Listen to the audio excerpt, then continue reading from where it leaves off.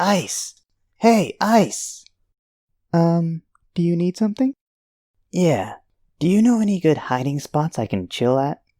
Well, of course, that's kind of my thing. Why? What for?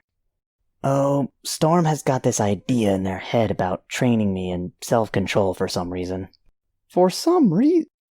Last time we had people over, you clawed the crap out of the couch and almost ate the people sitting on it. What? I missed lunch. So about that hiding spot. Hey, Ice! Where are you going? Ice!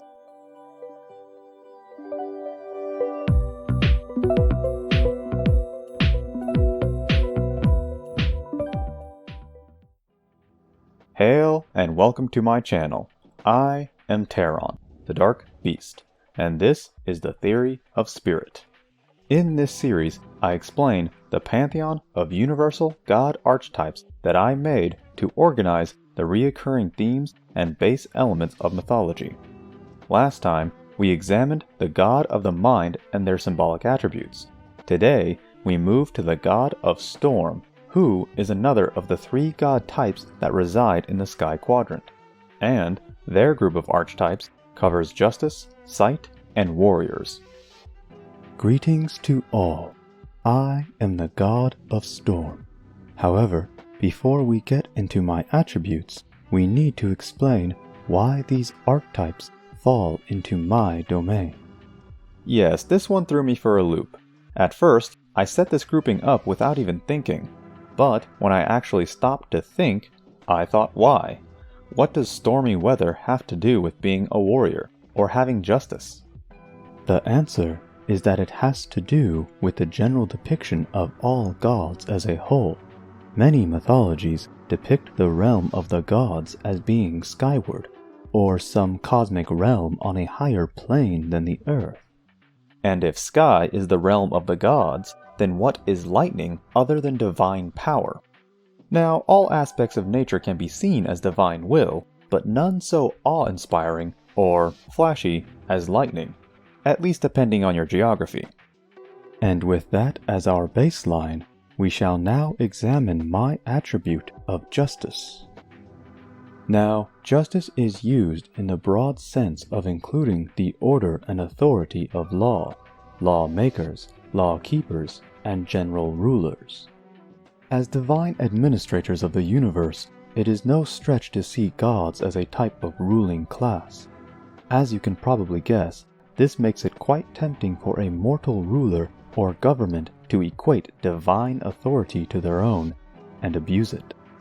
However, the discussion of the more malicious aspects of God archetypes will be saved for a later video.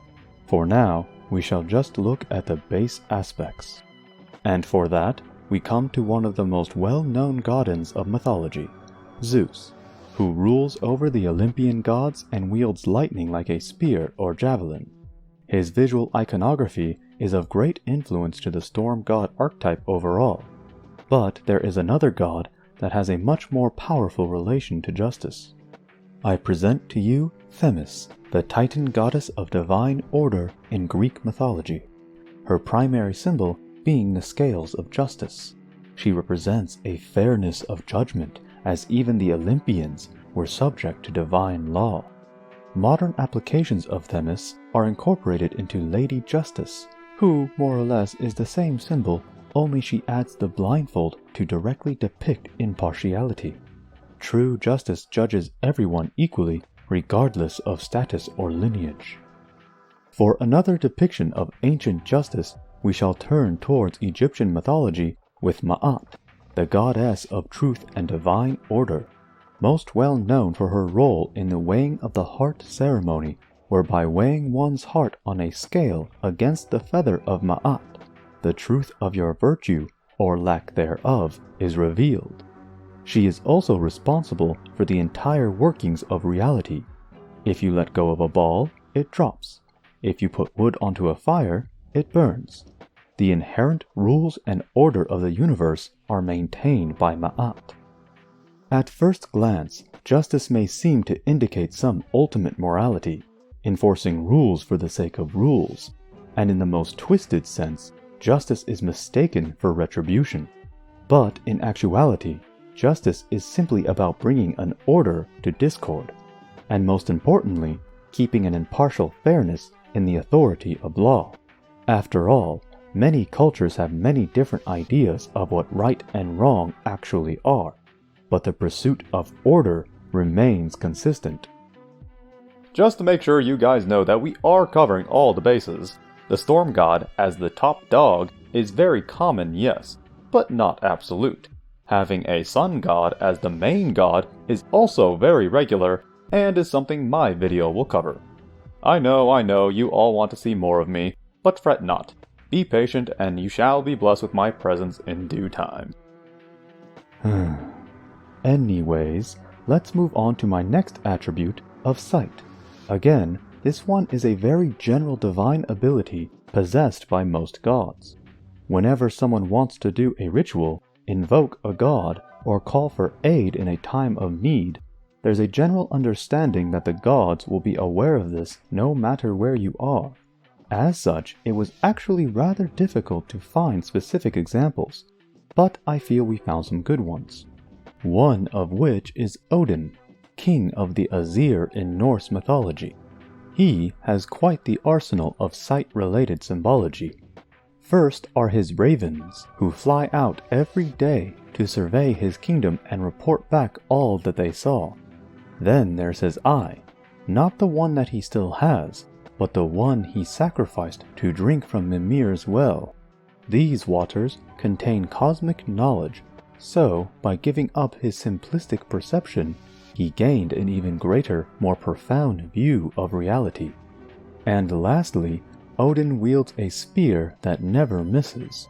For a mortal use, this is symbolic for the skill and accuracy of a warrior's spear throw. As you see, like justice, sight has a very dynamic application.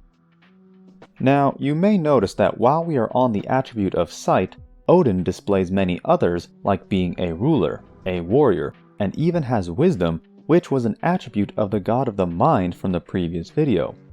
Gods from mythology will often have multiple attributes, and in this case, they are all highly complementary to each other, hence why I have grouped them up in this way.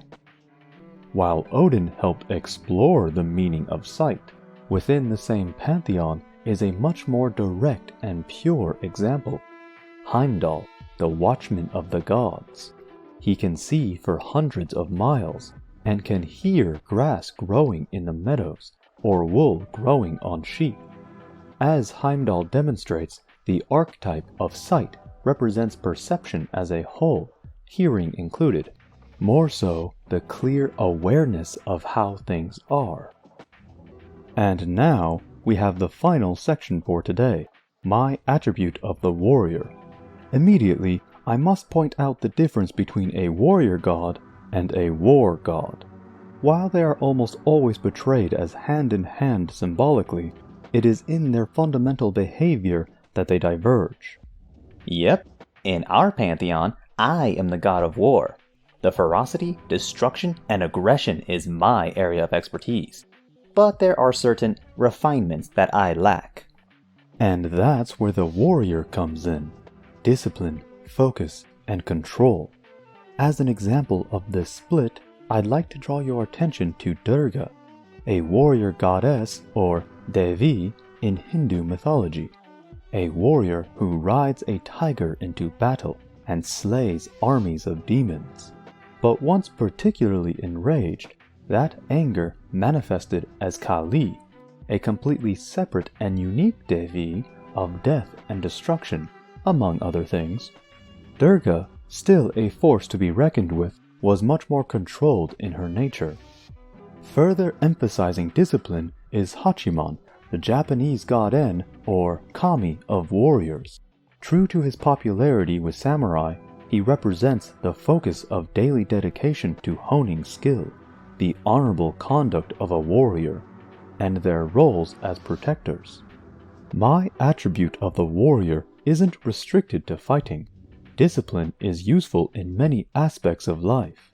Having the strength to work or study when you want to play, to resist eating that junk food, and even refusing to let someone provoke you into a fight you shouldn't get into. The path of the warrior is different for everyone, and I encourage you all to find yours. To top this video off, I'd like to give a quick explanation on the storm god symbol. Now, this one is probably the easiest to explain. I didn't have to dig too deep to find a universal symbol for lightning. But the lightning bolt itself is a representation of a spear or staff, often a symbol of authoritative power, warriors, and hand-eye coordination in regards to being thrown. Also, I added the points on either side here to make it resemble the structure of the sky god symbol, reinforcing its representation of storm and sky, not simply just lightning itself. So, in conclusion, the archetype of justice represents law, authority, and order in the most direct, fair, and impartial sense. The archetype of sight is meant in a broader sense of true and clear perception and awareness of how things are. And the archetype of the warrior represents discipline, focus, precision, and control. I hope you all have found this informative, and until we meet again, this is Storm at your service. Be sure to like, comment, subscribe, and share if you enjoyed. Here's a link to my Patreon if you'd like to make a one-time or monthly donation to my channel. Any and all help will go a long way. And with no more ado, we here bid you hail and farewell. See you next time.